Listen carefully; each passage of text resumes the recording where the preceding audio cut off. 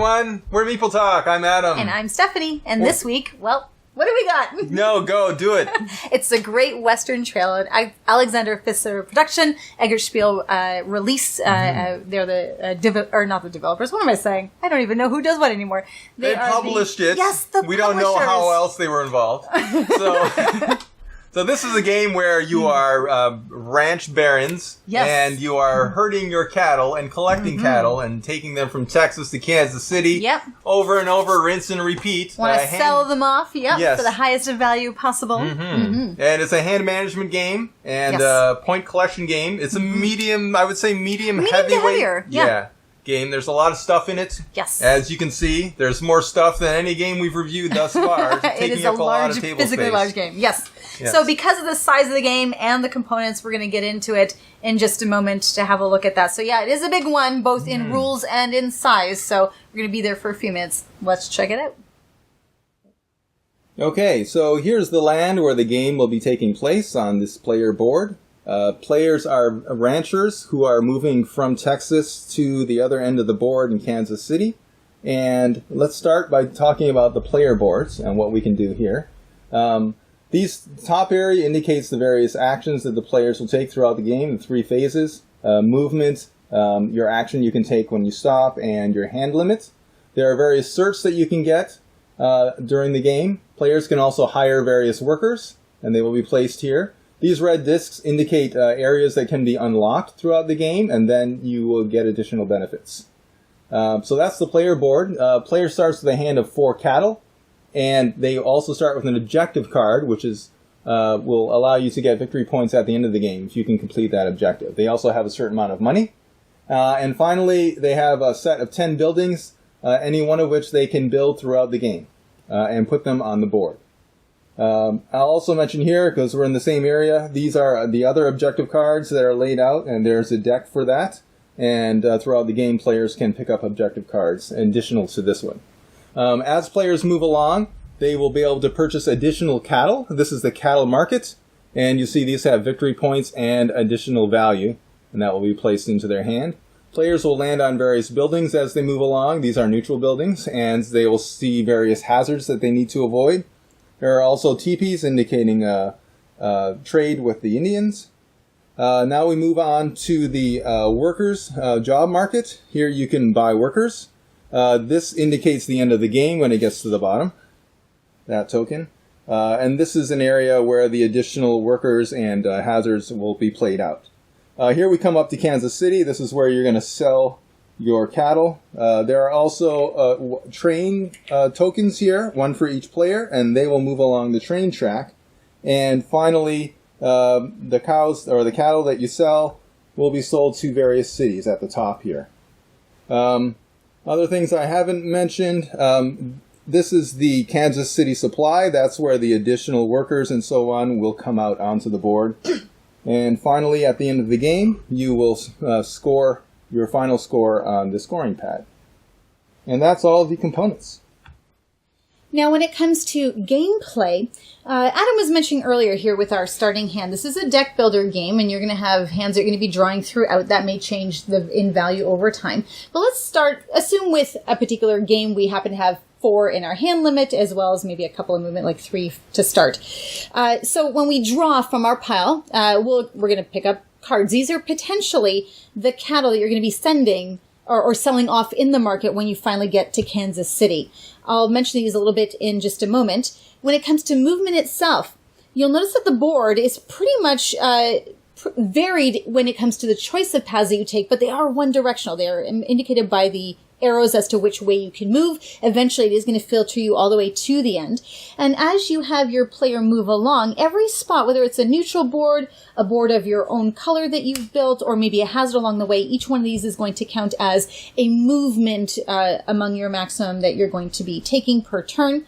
And cycling through, you'll be able to take advantage of certain actions. On your board, you may be able to earn some money when it comes to just straight out types of properties that you have, depending on the cards that you have.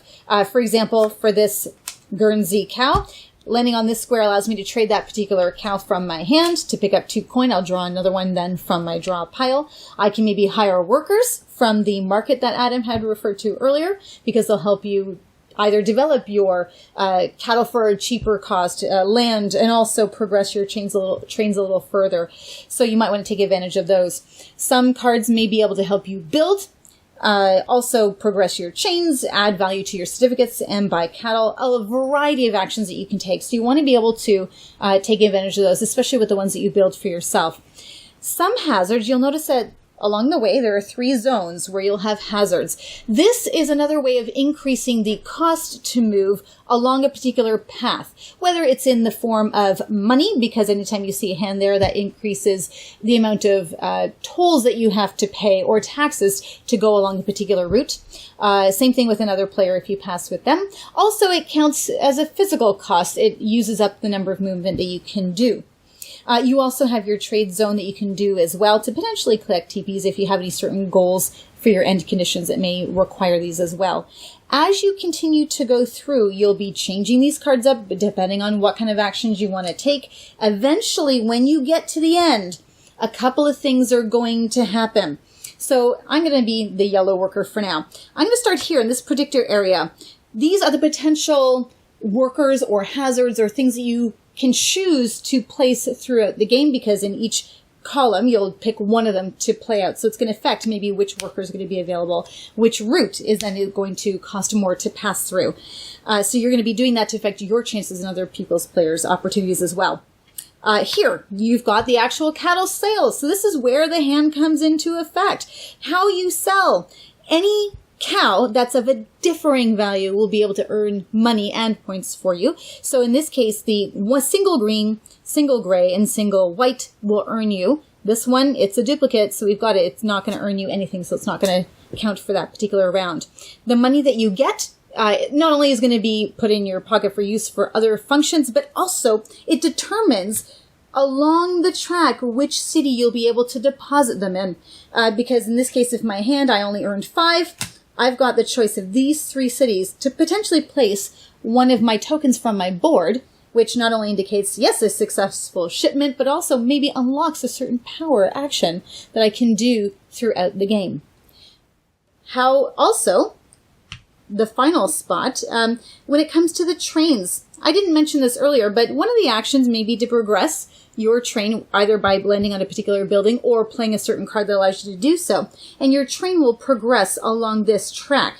Why this train is important is that anytime your train is behind a particular city that you want to ship your cattle to, it's going to affect the cost to do so. Any one of these red flags, these markers that sit between your trailing train and your city that you want to land in, that's going to increase the cost for you. Anytime your train is further ahead, it's not going to add anything to it. So you always want to be moving this train forward. Also, as you go along the track, you might notice that there are other extra stations. If you decide to sit on a station, you can, maybe by paying a certain cost, get victory points or other rewards. Or if you sacrifice one of your workers to man the station, essentially, you can collect the particular token that's with it. That will give you maybe end of game victory points, any bonuses based on what the conditions are.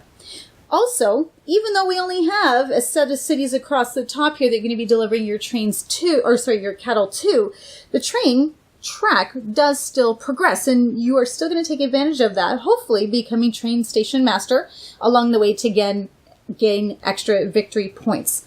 So the game, as Adam was mentioning, is going to progress in a series of rounds. We're just going to pretty much ship and deliver and travel and exchange our hands. But the speed or the length of the game ultimately is going to be determined by how quickly we decide to cycle through. You can meander, go along each different spot casually, or just zip right on through if you've got the speed limit that's been upped. And why that's important is that every time any one of us comes to the end of Kansas City here, and we make these choices for workers, every time these spots are filled, it's going to progress the workplace or the job market token. Once it reaches the very end, that's what triggers the end of the game. So you might notice that as you play, not every player is going to make the same number of cycles throughout, just depending on how casually they move through. But essentially, We keep going until that's done, and then based on what we've collected and earned along the way, we've got the handy pad to keep track. Whoever gets the most in victory points is the winner. So as you can see, not quite a doozy, but it is quite a big and involved game. So, and that's what is kind of part of the appeal. So would you like to tell us what you thought of it so far? Sure, I'll give you my little recap of my opinion. So first of all, I think this is a very well produced game. It looks great. It has really nice art. And it's a big game. It does take a long time to set up. I would say a minimum of 10 minutes or 15 minutes you'll need to set aside. For the first time, definitely 15 minutes. Because there's just so many things that have to be put in different places. That's one of the reasons I would classify it as a heavy game, just solely because it takes so long to set up. There's also a lot of rules in the game, but amazingly, it's very easy once you've read all the rules and you've explained all the rules. It's very easy to play the game. You don't keep thinking, oh, what was that rule? Or you know, when you come back to playing the second time, you're not confused about what we were supposed to be doing. Once you've learned it, I find that it just flows, which is great. It's great to see in a game that, you know, that is maybe classified as a medium-heavy game, that you can go to it the second time and not even have to refer to the rules almost at all.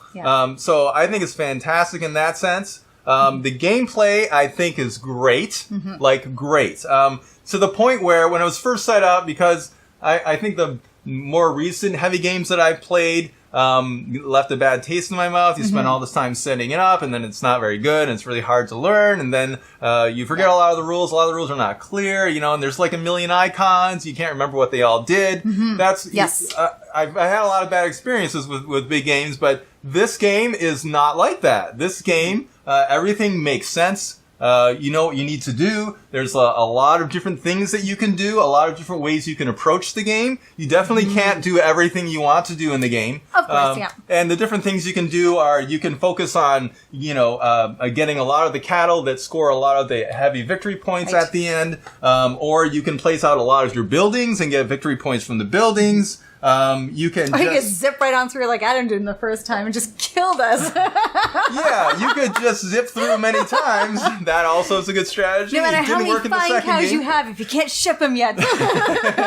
That's right. I think I only had one or two actually in the first game. One or two cows total. Yeah, of the more expensive cows that score victory points.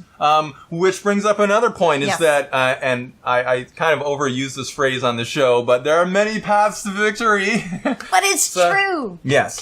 So this is a great game, having a lot of different things you can do. You can collect the objective cards, as I mentioned. You can prod the cities. You can collect the cattle, and you can also just nickel and dime throughout the game, buying your hazards and completing objectives and getting some points from the trains and you know, and getting your points for the cities, and then end up with more points than everyone else just because you did a lot of little things.